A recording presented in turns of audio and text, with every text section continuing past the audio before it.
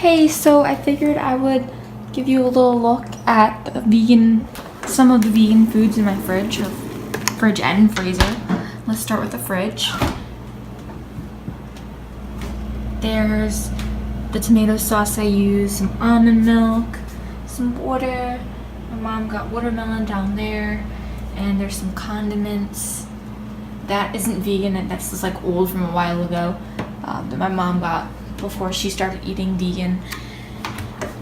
And got some frozen fruit, frozen vegetable medley. These are the blueberries that I put in my oatmeal in the morning. And then there's more frozen fruit and frozen veggies, but that is all I really want to show. And also on top there's some peanut butter that my mom uses, I think.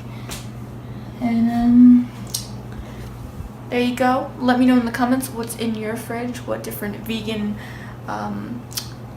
foods you have, and remember to eat enough and eat the right stuff.